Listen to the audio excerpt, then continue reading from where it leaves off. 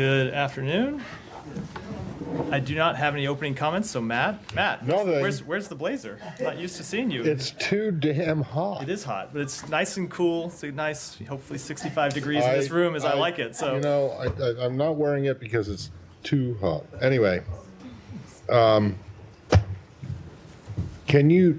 seems to be a lot of concern that the UN is going to pull out of Gaza and not, halt its relief assistance operations there. I understand there was some kind of a meeting that you guys brokered or tried or arranged yesterday to try to, figure out a way that they could keep operating. Okay, what can you tell us about that? I can't speak to a meeting yesterday from here. I can go back and work on details of that after the briefing, but I can tell you that this is an issue that we have been intensely focused on. Our special envoy for Middle East humanitarian issues, Lise Grande, has been working with the UN and with various Israeli government entities to try to figure out a way to allow UN workers to safely do their jobs and deliver humanitarian assistance. We have seen over the past few weeks a big backlog of humanitarian assistance at Kerem Shalom. So a lot of trucks that have made it to Kerem Shalom, but then have not made it out of Kerem Shalom into the Gaza Strip where they can deliver goods, and they largely haven't been able to move because of a breakdown in security on the ground. This isn't a breakdown in security where trucks are being shot by Hamas or by the IDF. It is just random looting and criminal gangs and criminal actors who have been attacking trucks. And so we have been working with the UN and Israel to try and find a solution to that problem, including such ideas as trying to make sure that UN workers have personal protective equipment, that they have radios and other communications equipment so they can communicate with each other and safely move around Gaza, and that work is continuing. Okay, I'm sorry, you said that some of these trucks were being shut up by the IDF? No, I said they are not. So when you come to say this is not, so, obviously we've had issues in the past where there have been deconfliction issues and you've seen strikes on convoys by the IDF, and you've had other incidents where convoys have been diverted by Hamas. That's not what the current problem is. The current problem is they're being attacked by criminal elements inside Gaza. Okay, so where do things stand right now as far as you understand it? So there is aid that is moving, both commercial trucks and then humanitarian aid that is moving from Kerem Shalom. Well, isn't humanitarian aid on the commercial trucks? There's commercial trucks that include food and other humanitarian goods, but they're sold on the market, in the free market inside Gaza, and those have been moving. The free market. It is a free capitalist market for what's worth. There are markets in Gaza where these goods are sold. Okay. And there has been a fairly substantial amount of commercial activity, but that in no way accounts for all the need, because there are obviously a lot of people in Gaza who don't have access to money, don't have access to any way to pay for those goods. And so we need to see humanitarian assistance sustained too. And that has slowed out of Kerem Shalom because of this breakdown in activity. There still has been a fair amount of humanitarian assistance going into northern Gaza over the Jordan route, and stuff coming in from Ashdod, but there has been a problem in southern Gaza that we've been working to try to stop. resolve. I'll leave it to others to talk about the free market that exists in Gaza. Matt, so on that, what mechanism does U.S. think could be put in place to improve the lawlessness, to improve the law and order in Gaza to allow aid distribution? Is there anything specific they're talking about? Let me answer it two ways. One is in the short term. As I said, we are working through this with the UN and the IDF and other COGAT and others inside the Israeli government. Some of this is the measures I just talked about, and there are other things that I don't want to get into from here because they're the subject of conversations with those two parties that I don't think should be made public. And then, of course, long term, we want to see a ceasefire and the reestablishment of Palestinian-led governance, and ultimately we have ideas for providing security inside Gaza and providing governance and reconstruction, all of these things that would go to a restoration of law and order, but that is a long-term. It in no way accounts for the here and now, which is what we're working on, as I said, with the UN and the government of Israel. And who's responsible, in your eyes, for putting that kind of mechanism in place, especially when it comes to security? So right now, it's something that needs to be resolved between the UN and the IDF. Obviously, the IDF is the dominant security actor inside southern Gaza right now. There are IDF brigades that are operating inside southern Gaza. The UN is the humanitarian implementer who is carrying out the delivery of humanitarian assistance. So they need to be able to work together to resolve this security situation. And is this the best option right now for U.S. government to improve distribution and to get in more aid into Gaza? The best option is to get a ceasefire. That is the best option. Yeah, the best option is to get to a ceasefire and that has been very elusive. hostilities. So we're talking about in the meantime. I'm wondering if there are any other avenues that you are pursuing, or is this the main one? This is the main one. There is no substitute for the land route aid coming in through Kerem Shalom. Obviously, we've been able to supplement aid coming in through the ground at times. We've been able to supplement it through the pier, and we've been able to supplement it at times through airdrops, but those are supplements. The main delivery route needs to continue to be through gates into Gaza. Right, and final thing is, and I've asked whether this is the main thing and this is your best option, because you must have seen IPC's update. It now talks about nearly 500,000 people are facing the most severe form of starvation. And they say clearly that after some slight improvement, there's renewed deterioration after Israel has started its Rafah offensive. So, how is the U.S. going to remedy this situation? And help us wrap our heads around the fact that how are we still in this situation 8 months into this war? So I think we are in this situation because of the difficulty that this conflict poses to delivering humanitarian assistance. And it is not just a question, as we've seen over the past month or so, of getting humanitarian assistance delivered to the gates. There was a long time where we were just trying to get the numbers of trucks coming in to Kerem Shalom every day up. We were able to get the number of trucks coming into Kerem Shalom up, and now we're dealing with a different problem on the other side, which is the breakdown of law and order and the inability in some cases, or at least the extreme difficulty of delivering humanitarian assistance inside Gaza. That was actually a problem several months ago. We were able to work to resolve it. It has become a problem again. So these are always problems that pop up that we are trying to resolve, which is why I say, and this is something the IPC said in their report today, which is the only real way to fully resolve these challenges is to get a ceasefire. You can work to deal with problems as they pop up, but I think our experience shows us over the past 8 months that to fully get the amount of humanitarian assistance into Gaza and then delivered to the people in Gaza who need it, we need to see a ceasefire. Another thing I want to say about the IPC report, though, obviously it confirmed what we all know and what we've been dealing with for some time, is that the humanitarian situation on the ground is extremely dire. That's why we have been so incredibly focused on alleviating that situation. It did note some improvements, however, especially in the north, and I think it is important to note that in their last report in March, the IPC predicted that famine was imminent in the north and that we would reach famine, I think it said, by May. The United States government intervened and did a lot of work to get Erez Gate open, Zikim open, to get Ashdod Port open, to get humanitarian assistance delivered into the north, and that has happened. Now, the IPC assessed today that that prediction ultimately did not bear true, and I think you have to assess it's because of those efforts to get humanitarian assistance, which is in no way to declare that the job is finished. Of course, the work remains ongoing. The situation is still incredibly dire. We need to continue to get more humanitarian assistance into the north, and of course address the stagnation and in some cases the reversal in situation in the south, and that's what we're trying to do. Final thing. Sorry, did you get any specific assurance from Israeli Defense Minister Yoav Gallant towards this end yesterday? So I don't want to speak to the specifics of it, but I can tell you that we went through a number of specific things that we want to see resolved when it comes to the humanitarian situation, and got assurance to continue to work on those, and we'll follow through with the government of Israel in the coming days. Can I follow up on that, Matt? Yeah. The IPC said that it's such a precarious situation that it could backslide into famine at any point. what is your comment on that? I mean, like, they are acknowledging that there's been improvements in Yeah. the north, but at the same time, it's such a precarious. I think it confirms two things. Number one, as the IPC itself said, we need to get a ceasefire. And that is the best way, bar none, to alleviate the humanitarian situation on the ground and alleviate the very real, very tragic of the situation of the Palestinian people. And that is why we are working every day to try to get a ceasefire. It's why we were so disappointed that Hamas rejected the ceasefire proposal that was on the table, that the United Nations Security Council and countries around the world endorsed.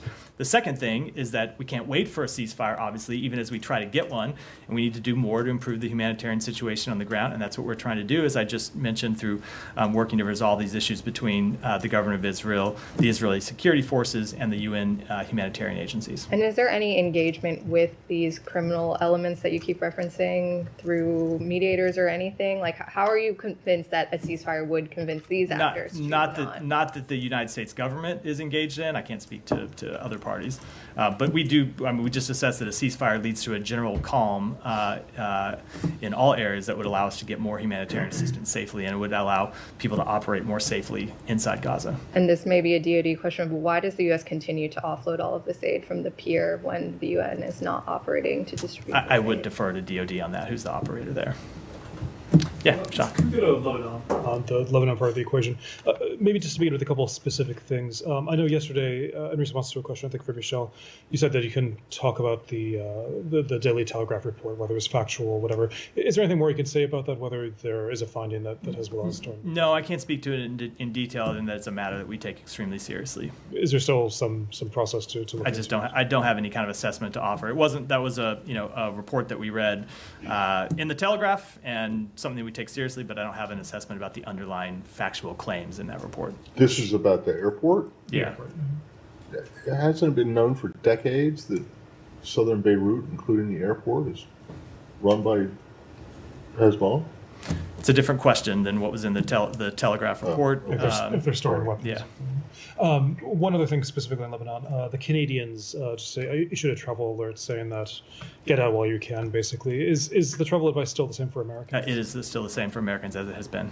Okay, no plans. I mean, obviously. It's something we always review and update based on matters on the ground, but it's something that hasn't changed. Sure. And a bit more broadly on Lebanon, both the Secretary yesterday in your readout and Defense Secretary Austin today are talking about the importance of diplomacy in Lebanon, raising this with Defense Minister Gallant. What's your assessment on that right now? I mean, do you think that there's are we headed to a larger conflict in Lebanon? What are the chances right now of a diplomatic resolution? So I, as usual, would never want to assign a percentage chance to anything of this nature. I would say that we think a diplomatic resolution is possible. We think it is in the interest of all parties, and I will say that that Minister Gallant confirmed to the Secretary yesterday that is Israel's preferred outcome, that they would prefer a diplomatic resolution to the situation in the north of Israel across the border. And so we're going to continue to pursue that because it's in the interest of all the parties involved, and most importantly, in the interest of the tens of thousands of Israeli and Lebanese families who have been displaced from their homes and want to be able to return home.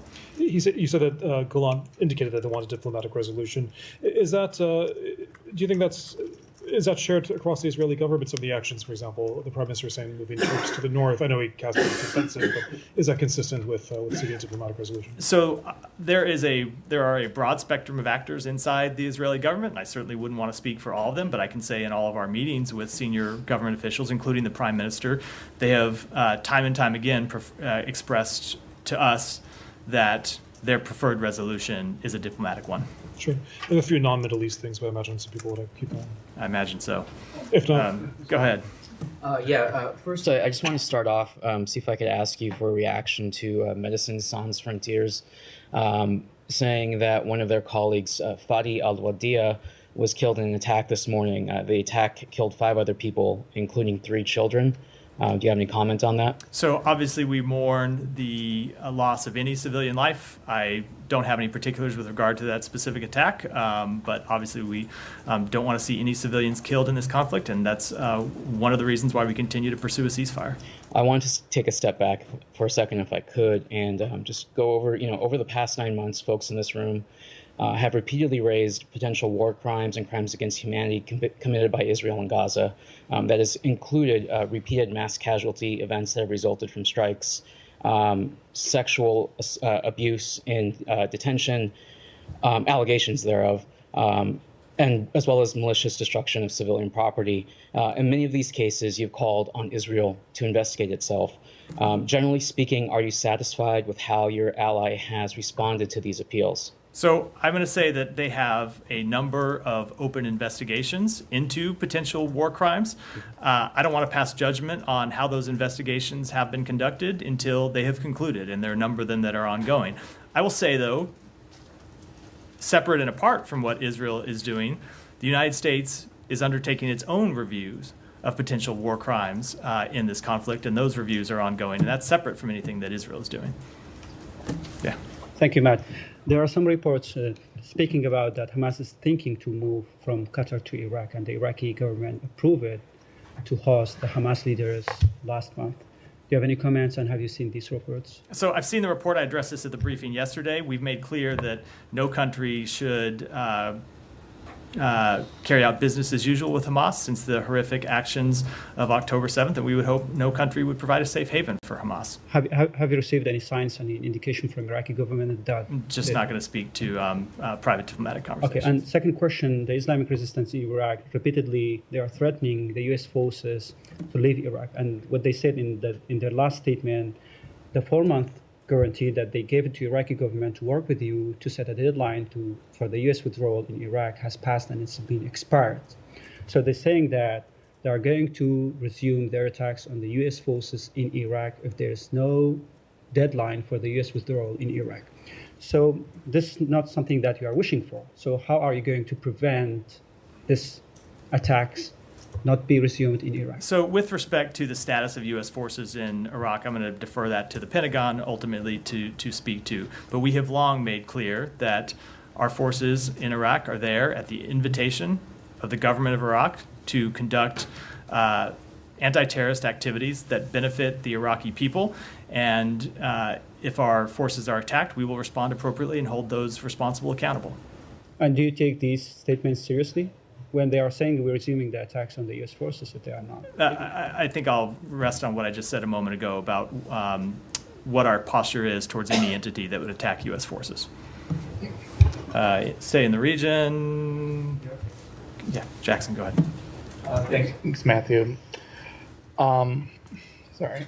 So, if Israel does plan to intensify combat along its northern border with Lebanon, will we get forewarned to get U.S. citizens clear?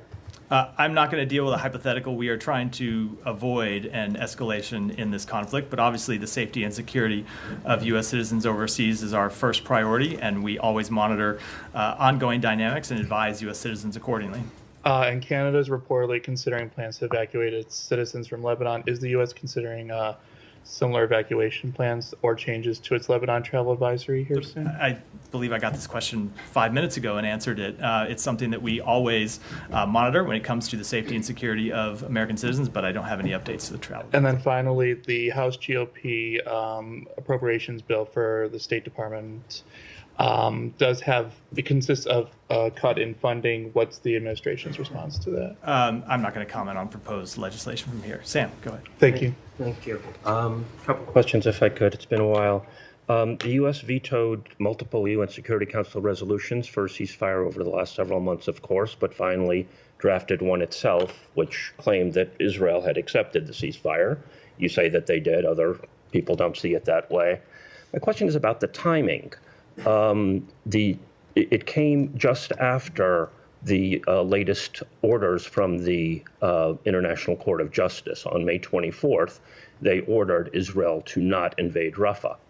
And they stipulated that the invasion had, in fact, started on May 7th.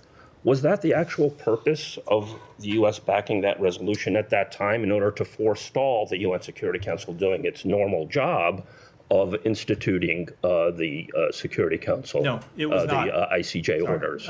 No, it was not. Our purpose in backing that resolution is we saw Israel put forward a proposal that we thought offered a real chance for not only a ceasefire, but an enduring end to the conflict that would return the hostages home to be reunited with their families, that would alleviate the suffering of the Palestinian people, that would set the conditions potentially for lasting peace.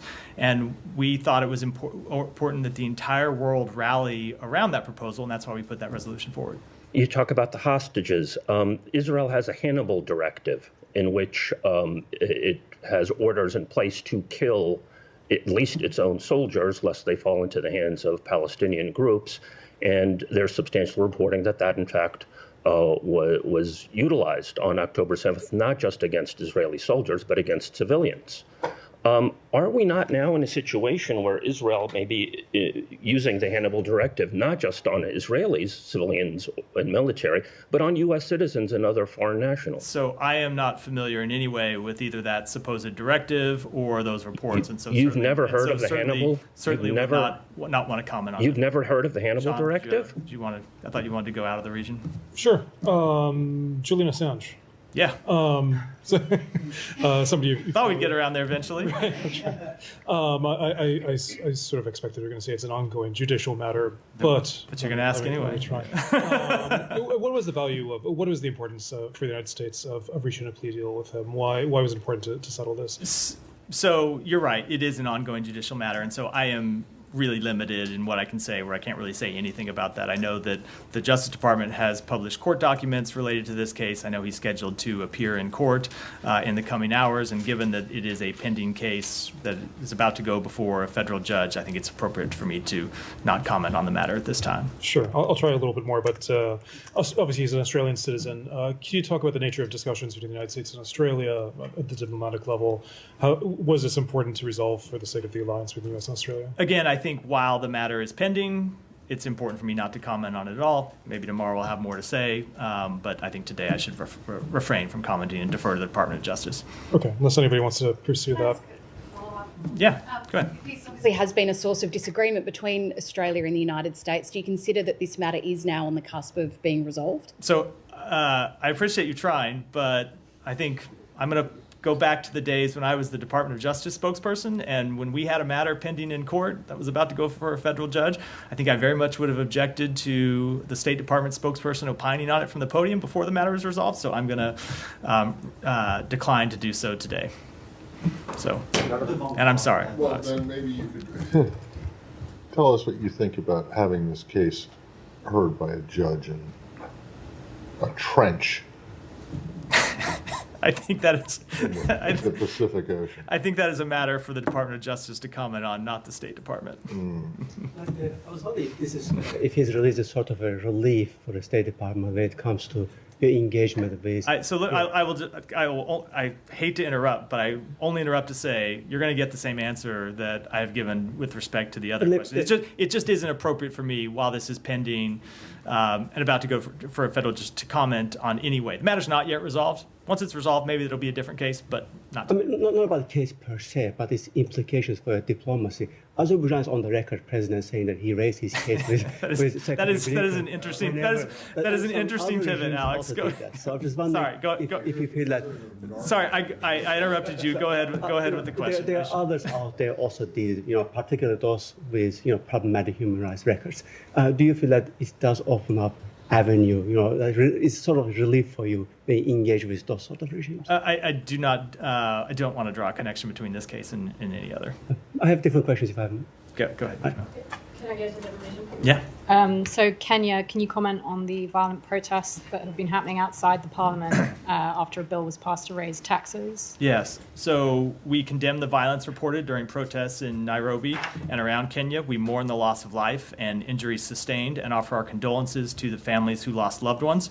We urge restraint to restore order and provide space for dialogue. And also just related to Kenya, there's the Kenyan troops are heading to Haiti, or can you give the latest on that with Haiti? So I will defer to Kenya to speak to the exact details. My understanding is that they have deployed and are arriving in the near future if they haven't already. Could I just present this? Yeah. Some of the rights groups, just quoting them, some of the rights groups are saying, like, look at what's happening in Nairobi right now. The use of live rounds, could this bode ill for Haiti and for the security there? What's the level of concern with how Kenyan forces are handling the protests? So, as I said, when it comes to the violence in Kenya, we urge the government to exercise restraint. When it comes to the MSS, so in conjunction with the government of Kenya, the United States has vetted the Kenyan personnel for the MSS mission.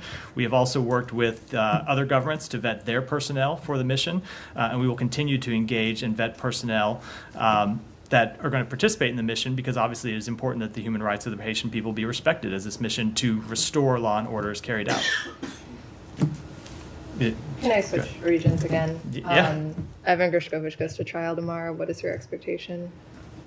So I certainly don't expect a free and fair trial, given that these are charges that never should have been brought in the first place. What I can say with respect to the case is that personnel from the embassy are traveling to be on hand for the trial. It's unclear whether they will actually be able to attend or not, or whether they'll be able to attend portions of it. If there are portions of it that are open and other portions that are closed, but we intend to be there to the extent we can, given travel restrictions by the government of Russia, and we tend to be in the courtroom whenever we can. And that's not the ambassador; those are. I'll let the embassy speak to who it is that's actually. And do you have any sense of how long this could try I don't. We honestly just don't know. Let's follow up on that. Yeah. So the embassy staffers were allowed to travel to Equatorial. To travel, which is not the same as being able to attend the proceeding itself. I don't believe we'll know that until tomorrow. And then after the proceedings, we will have a statement where we make clear what it is we were actually able to do in terms of observing. Is it your impression that Russia's main motive in this case, in terms of trying him, is to, let's say, to trigger prison swap? So I'm not going to speak to their motivations in apprehending him in the first place, but it's clear that it's an attack on journalism. They have made false claims about his behavior, about his actions, about associations with the United States government that simply aren't true. So all I can say is that we are going to continue to try to secure the release of Evan Gershkovich as well as Paul Whelan, do everything we can to try to bring them home. You may also get your reaction to today's ICC arrest warrant for Russian Defense Minister and Chief of Staff. How significant is this? So we have made clear that there have been atrocities committed by Russian forces in their illegal invasion of Ukraine, and that there ought to be accountability for those atrocities. We support a range of international investigations into Russia's atrocities in Ukraine, including the one conducted by the ICC. And just to follow up on that, are you actively helping ICC to pursue this case? Are you sharing evidence with them, and are you offering active help with regards to this case? I don't want to speak to any what would be private conversations or private channels between us and really any agency conducting these kinds of investigations. As I said, we support the investigation conducted by the ICC as well as other accountability investigations, but in terms of private exchanges, I think I'll keep those private. Just one more in Russia. Yeah. The Russians today banned a number of European news outlets, saying it's retaliation for bans on Russian state media. Does the U.S. have anything to say about that? Look, I think it's another sign of the Russian government cracking down on journalism because they are afraid of their own people hearing the truth about Russia's actions inside Russia, the actions by the government to repress their own people, about Russia's actions to invade a neighbor and illegally occupy its neighbor. And so we have seen them cracking down on journalism for some time, and unfortunately that continues. Yeah, go ahead. Thank you, sir. So religion-fueled violence in Pakistan is not stopping for some reason. Just a couple of days ago, a man was dragged out from a police station by a mob on blasphemy allegations and burned to death. We have seen some horrible images. How concerned you are when you see such kind of incidents? So we are extremely concerned by those reports. We share our condolences to the family of the victim, and we wish a speedy recovery to those who were injured in the mob violence. As we have previously stated, we are always concerned by incidents of religiously motivated violence. Violence or the threat of violence against another person is never an acceptable form of expression, and we oppose blasphemy laws everywhere in the world, including in Pakistan, because they jeopardize the exercise of human rights and fundamental freedoms, including the freedom of religion or belief. So in another incident, the police force in Punjab province destroyed the 17 graves of a minority community. And they did that on the pressure from the radical Islamic party, TLP, Tehreek-e-Labbaik Pakistan. I mean, when you see the police forces involved in the attacks on minorities and their graves, how much concerning is this? So we are aware of the reports, and we continue to urge Pakistani authorities to respect the human rights and fundamental freedoms of all. We make that clear both publicly and privately. This includes freedom of religion, freedom of expression, freedom of association, and the right to peaceful assembly. So Pakistan has been on the CPC list for last many years, and despite this, there has been no improvement regarding violations of religious freedom and attacks on minorities. So has the State Department ever taken up these issues when you meet your Pakistani counterparts? We have. We regularly engage with our Pakistani counterparts on issues of human rights, including religious freedom and the treatment of religious minorities. We remain concerned by continued incidents and reports of systematic ongoing violations of fundamental religious freedoms. We have made this clear not only in Pakistan's designation as a country of particular concern, but also in the department's annual International Religious Freedom Report and Country Report on Human Rights Practices. Thank you so much. About yesterday's trafficking in person report on Bangladesh, you praised some effort taken by Bangladeshi government, areas like prosecution, protection, prevention. We prioritized some recommendation. One of them is the trafficking Rohingya population. Over 1 million Rohingya refugees in Bangladesh right now. Do you have any plan or pathway to assist Bangladesh government in repatriation them back to? So let me take that question and get you an answer. I have another question about same area, that there are some hostile military activities going on near St. Martin Island, that Bangladesh only one island is there nearby Myanmar. How does the United States plan to collaborate with the Bangladesh government to address the challenges posed by hostile military activities of Myanmar militant group and government forces near St. Martin Island in the Bay of Bengal to support U.S. vision of secure and inclusive Indo-Pacific? And I apologize, but I will take that one and get you an answer as well. Yeah, go ahead. Thank you, ma'am. About yesterday's trafficking report. According to that report, which is based on updated data by the international organizations, in Syria, the SDF-YPG, along with the terror groups YPG, PKK, ISIS, and Al-Qaeda, recruit and use boys and girls as child soldiers. Also last month, the United Nations report revealed that the PKK, YPG, and the affiliated organizations forcibly recruited children into their armed ranks in 2023 in Syria. So, given that SDF is the U.S. partners in Syria, what are the possible steps by the United States government against SDF-YPG? I mean, should we expect from the United States sanction SDF-YPG, or are there possible other steps? I just don't have any steps that I want to preview here from the podium. Go ahead. Prime Minister Modi of India is expected to visit Russia and to meet President Putin next month. Do you have any reaction?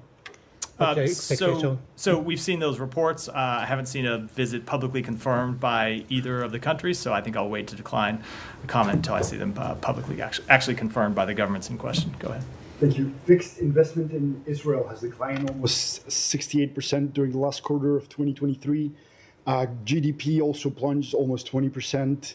There's a 27% drop in private consumption, and almost 500,000 people have fled the country, according to local sources. How worried are you, as the U.S. government, about this potential economic crisis in Israel, and how to help the country? So look, obviously, there's a cost to any country in going to war. There are human costs, there are can be diplomatic costs, there can be economic costs. And that is one of the things you have heard the Secretary speak to when he's in the region, that for Israel's long-term security, Israel's long-term economic growth, Israel's further integration in the region, it's important that we get a ceasefire, but not just that we get a ceasefire, but also that we advance plans to reconstruct Gaza, to advance Palestinian-led governance in Gaza, and ultimately lead to lasting peace and security and stability in the region, because that will benefit the Palestinian people, it will benefit the people of Israel, it will benefit everyone in the region. Yeah. Also, do you have a written or a public statement from Hamas stating that they don't support the ceasefire, considering that, according to you, they were the ones who in previous months proposed something similar? They came back several weeks ago and rejected the proposal that was on the table in written form. They gave us a written response that rejected the proposal that had been put forward by Israel, that President Biden had outlined, that the United Nations Security Council and countries all around the world had endorsed. Obviously, we don't make the text of that public because these are very sensitive negotiations, but it was a written rejection and counter proposal that came from Hamas. Sorry, do you accept the statistics that were the premise of the first question? I can't speak to those statistics at all. Well, then why would, do you know that there's been this flight of capital and people? No, but obviously, as I will use my own words, and I stand by everything I said. But no, I'm not asking where they came from. I'm asking if he agrees with them. I very rarely can attest to the validity of things that are cited to me in questions, so I'll speak to what the U.S. government believes. Go ahead. Thank you very much, Matt. In Pakistan, they're discussing this military operation again in the tribal areas, which is again my hometown. My colleague was talking about the man getting burnt. That is also my hometown. That's where my major readership is. 120 kids were killed by Taliban. That is again my readership, my hometown. So my journalism has been filled with these things, and that is why sometimes I get a little crazy asking you questions to you and Vedant, and I apologize for that sometime. This recent incident also happened in Pakistan. Now the government is again thinking about doing a military operation, which has not produced any results since last 25 years that at least I have been reporting for that region. General Patrick told me that yes, Pakistan and US has military and ISIS is a threat over there. Can you just explain to me what this administration has done since this Taliban regime in Afghanistan and its effect on my area particularly? What have you done from the expansionism? Because I believe you guys have supported, this administration has helped the Taliban expand and the mentality and the whole thing. So, as you've heard me say before, the Pakistani people have suffered tremendously from terrorist attacks. No country should have to suffer such acts of terror. The United States and Pakistan have a shared interest in combating threats to regional security. We support Pakistan's efforts to combat terrorism and ensure the safety and security of its citizens in a manner that promotes the rule of law and protection of human rights. And our partnership with Pakistan on security issues includes our high-level counterterrorism dialogue, including funding robust counterterrorism capacity building programs and supporting a series of U.S.-Pakistan military-to-military engagements. Just one more, sir. A little bit lighter, but with a serious note. Cricket. I knew this was going to be about cricket again. Cricket, Pakistan lost pretty badly, right? But the cricket chairman is the guy who is in charge of this whole terrorism thing. He's the interior minister of the country. Now, my question is, the serious note is, while so many serious things are happening there, how can a guy be a cricket chairman or an interior minister? He's basically the interior minister is who takes care of he's interior minister, cricket chairman, he's a journalist, he owns a media house. Like, do you not tell the Pakistan, like, come on, get serious on this thing, whether it's gonna get out of your hands? I don't in any way, shape, or form have an answer to that question. Thank you. Go ahead. Thank you so much. Pakistani Prime Minister concluded a visit to China in the first week of June, and during that visit, both Pakistan and China signed different agreements, and Chinese side did raise concerns on Chinese investment projects in Pakistan and the security threats for them. And now the operation that Pakistani government announced, it is believed that there is a clear Chinese intention in this operation. So we heard from U.S. House Foreign Affairs Committee hearings that Chinese investment projects in Pakistan is clear threat for U.S. interest in Pakistan. So how do you see this? Let me take that back. And second one, when you say freedom of information right to freedom of speech. So we have three examples. Pakistan is going to introduce firewall to control internet. Bangladesh already introduced Cybersecurity Act, and India is also considering some internet control thing to control the content creators, all those who are who are giving tough time for the regime. So when you say countries should treat its citizens with its own laws, then how we can justify this? So without speaking to those specific reports or specific pieces of proposed legislation, we have long made clear that we oppose any attempts to crack down on people's access to the internet, access information all around the world. Go ahead. Thanks, Matt. The Wall Street Journal interviewed U.S. Ambassador to China, Nick Burns. In the interview, he blamed the Chinese government for being extremely hostile to the U.S. and making it difficult for people-to-people ties. So President Xi and President Biden agreed at their summit to increase people-to-people ties, like through student exchanges.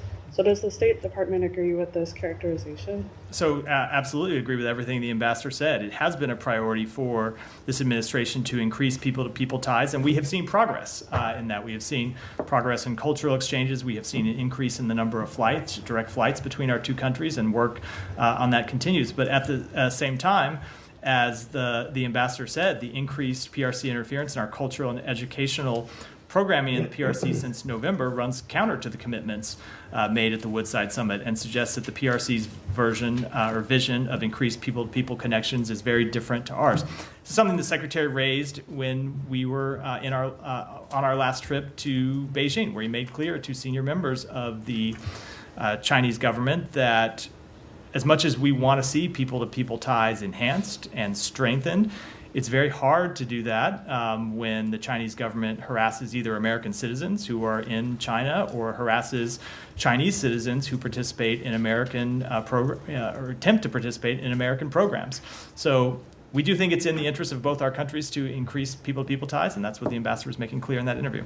And one more, yeah. If I could.